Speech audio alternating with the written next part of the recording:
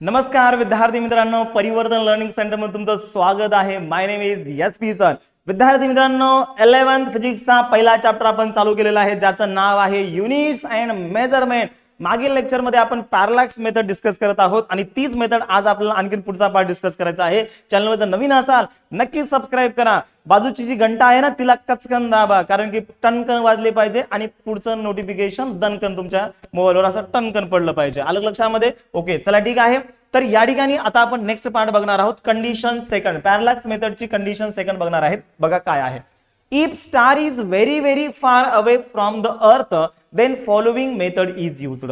आता विद्यार्थी मित्रांनो बघा, मागील लेक्चर मध्ये आपण काय बघितलं, ही आपली अर्थ होती आणि हा प्लॅनेट होता, बरोबर आहे। तर अर्थ पासून या प्लॅनेटचं डिस्टन्स कॅपिटल डी किती आहे हे आपण मेजर केलं मागील लेक्चर मध्ये, बरोबर आहे। काय फॉर्म्युला होता?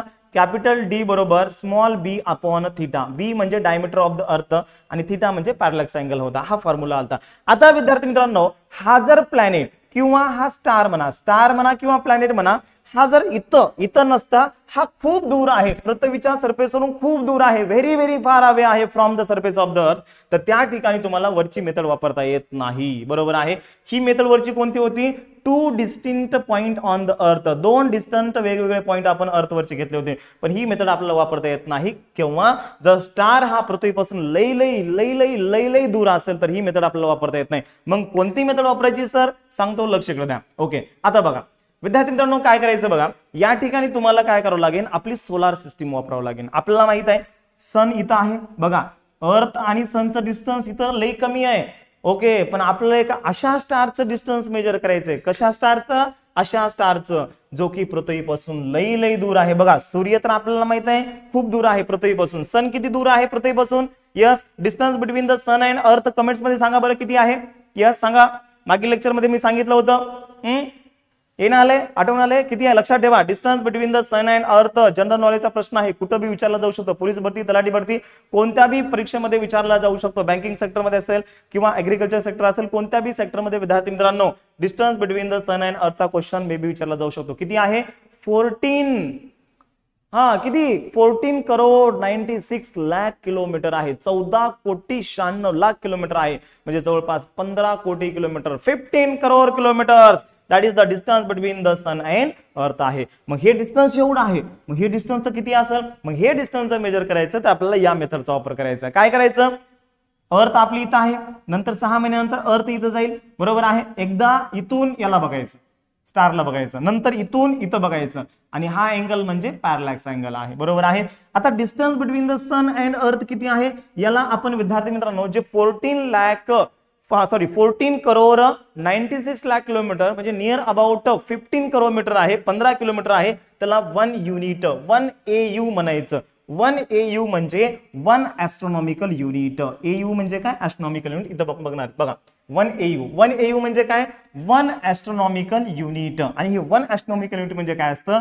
1 astronomical unit equal to average distance between sun and earth किंवा अर्थ अँड सन। तर अर्थ आणि सन मधलं ॲव्हरेज डिस्टन्स जे आहे त्याला आपण 1 AU मानतो, आणि हे ॲव्हरेज डिस्टन्स किती आहे?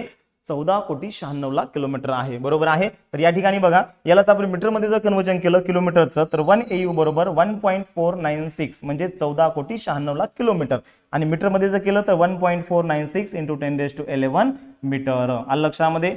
हे असं लक्षात ठेवा, किंवा 1 AU बरोबर 14 करोड 96 लाख किलोमीटर, 14 करोड बघा, 1 2 3 4 5 6 7 8 9। ओके, चला ठीक आहे, झालं का बघा? 9 अंकी संख्या, यस, 14 करोड 96 लाख, 1 2 3 4 5 6 7 8 9, एकम दहम शतम सहस्र दसहस्र लक्ष 10 लक्ष कोटी 10 कोटी, 14 कोटी 96 लाख किलोमीटर, आणि याच किलोमीटरचं कन्वर्जन मीटर मध्ये केलं तर 1.496 × 10⁻11 मीटर होतं। ओके, चला ठीक आहे। तर काय फॉर्म्युला विद्यार्थी मित्रांनो? अँगल बरोबर आपल्याला फॉर्म्युला माहिती आहे, आर्क अपॉन रेडियस। मग या ठिकाणी आर्क किती आहे? हे 1 AU असेल तर हे पण 1 AU डिस्टन्स असतं, मग 1 AU plus 1 AU 2 AU upon distance capital D आलं। ओके, तर कॅपिटल डी बरोबर, कॅपिटल डी ला इकडे शिफ्ट करा, तर कॅपिटल डी बरोबर काय लिहिलं आहे? कॅपिटल डी बरोबर 2 AU अपॉन थीटा, इकडे गेला, इथं सॉरी इथं मिस्टेक झालेली आहे, 2 AU अपॉन थीटा खाली येतो, तर हे कॅपिटल डी चं डिस्टन्स आहे. नोट्समध्ये इथं मिस्टेक झालेली आहे. हा थीटा इकडे गुणाकारात देत नाही, इथं भागाकारात जातो, कारण की हा गुणाकारात इकडे गेल्यानंतर भागाकारात आणि हा इकडे गुणाकारात इकडे गेल्यानंतर भागाकारात. तर कॅपिटल डी बरोबर 2au अपॉन थीटा हा फॉर्म्युला आहे. वेअर कॅपिटल डी म्हणजे काय, distance between the earth and star. तर अर्थ आणि त्या स्टारचं जे डिस्टन्स आहे त्याला आपण कॅपिटल डी ने इंडिकेट केलंय. आणि अशा पद्धतीने विद्यार्थी मित्रांनो या फॉर्म्युल्याचा वापर करून आपण त्या स्टारचं डिस्टन्स, तो स्टार सूर्यापेक्षा लई लांब आहे, त्या स्टारचं डिस्टन्स अर्थ पासून किती आहे हे आपण इझिली फाइंड आउट करू शकतो या फॉर्म्युल्याचा वापर करून. आता नेक्स्ट आपल्याला पॉईंट बघायचं बघा, measurement of size of planet. आता विद्यार्थी मित्रांनो बघा, एखाद्या प्लॅनेटची साईज किती आहे किंवा एखाद्या स्टारची साईज किती आहे ते आपल्याला मेजर करायचं असेल तर आपण पॅरलॅक्स मेथडचा वापर करून मेजर करू शकतो. ओके, कशा पद्धतीनं लक्ष करू द्या, कशा पद्धतीने मेजर करता येईल. सगळ्यात पहिल्यांदा काय करायचं बघा, या ठिकाणी विद्यार्थी मित्रांनो हा प्लॅनेट आहे किंवा हा स्टार आहे आणि ही आपली अर्थ आहे, ही अर्थ आहे. अर्थवर इथं आपण टेलिस्कोप बसवलाय, बरोबर आहे. मग टेलिस्कोप बसवला असं झूम करायचं, मग प्लॅनेटच्या एका इकडल्या पॉइंटला बघायचं, एकदा इकडल्या पॉइंटला बघायचं, बघितलं, त्याच्यानंतर प्लॅनेटच्या दुसऱ्या इकडल्या पॉइंटला बघायचं किंवा स्टारच्या दुसऱ्या एका पॉइंटला बघायचं. मग इथं जो अँगल बनतो या अँगलला पॅरलॅक्स अँगल म्हणतो. टेलिस्कोपने एकदा इथं बघितलं, एकदा इथं बघितलं. ओके, आता हे जे स्मॉल डी आहे, हे स्मॉल डी म्हणजे डायमीटर ऑफ द प्लॅनेट किंवा स्टार आहे किंवा साइज ऑफ द प्लॅनेट और स्टार आहे, स्मॉल डी डायमीटर आहे. आणि हा जो कॅपिटल डी आहे, हा कॅपिटल डी म्हणजे distance between the earth and planet म्हणा किंवा अर्थ अँड स्टार म्हणा. आलं लक्षामध्ये. चला बघा, इन दिस मेथड, या मेथड मध्ये काय होतं, इन दिस मेथड प्लॅनेट और star is viewed from the earth through the telescope. या मेथड मध्ये विद्यार्थी मित्रांनो प्लॅनेट किंवा त्या स्टारला आपण व्ह्यू करतो, पाहतो. कुठून पाहतो, अर्थ वरून पाहतो, पण टेलिस्कोपच्या मदतीनं थ्रू द टेलिस्कोप, टेलिस्कोपचा वापर करून आपण पाहतो. स्मॉल डी म्हणजे काय, diameter of a planet or the star. मी तुम्हाला आधी सांगितलं होतं, स्मॉल डी म्हणजे प्लॅनेटचा डायमीटर किंवा स्टारचा डायमीटर. प्लॅनेट असेल तर प्लॅनेटचा डायमीटर, स्टार असेल तर स्टारचा डायमीटर. कॅपिटल डी म्हणजे काय, कॅपिटल डी म्हणजे distance between the planet and अर्थ म्हणा किंवा distance between the star and अर्थ म्हणा. Okay, distance between the earth and planet म्हणा किंवा अर्थ अँड स्टार म्हणा किंवा प्लॅनेट आणि अर्थ म्हणा आणि स्टार आणि अर्थ म्हणा एकच आहे. आणि अल्फा म्हणजे काय असतो विद्यार्थी मित्रांनो बघा, अल्फा म्हणजे angle between two directions of telescope. Okay, तर angle between the two direction of telescope. टेलिस्कोपला पहिल्यांदा असं आपण बघालोय, दिसलं का. ओके, हा दिसलं, राईट.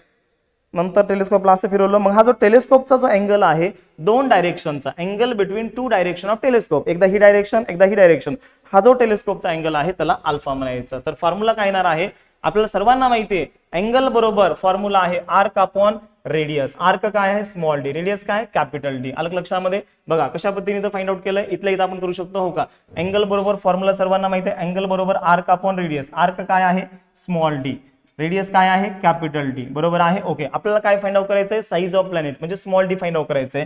तर स्मॉल डी बरोबर कॅपिटल डी इकडे भागाकारात, इकडे गेल्यानंतर गुणाकारात, इकडे डिवायडेशन, इकडे गेल्यानंतर multiplication, alpha into capital D. Small D बरोबर अल्फा इंटू कॅपिटल डी हा फॉर्म्युला बनलेला आहे. आणि हा स्मॉल डी म्हणजेच काय असतो, डायमीटर ऑफ द प्लॅनेट असतो. म्हणजे साइज ऑफ प्लॅनेट तुम्हाला मेजर करता येतं बाय युजिंग द या मेथडचा वापर करून, बरोबर आहे. चला ठीक आहे, तर या ठिकाणी विद्यार्थी मित्रांनो थांबूया. अशा पद्धतीनं आपण हा थेरॉटिकल पार्ट कव्हर अप केलेला आहे. उद्यापासून आपण डायमेन्शन्स अँड द डायमेन्शनल अनालिसिसचा पार्ट आपण कव्हर अप करणार आहेत, बरोबर आहे. चला ठीक आहे, चॅनल जर नवीन असाल तर चॅनलला सबस्क्राईब करा, व्हिडिओला लाईक करा आणि बाजूची घंटी आहे तिला दाबा. ओके, आणि कारण की पुढचं जे व्हिडिओ आहे ते तुमच्यापर्यंत येऊन जाईल. ओके, चला जय हिंद, जय परिवर्तन.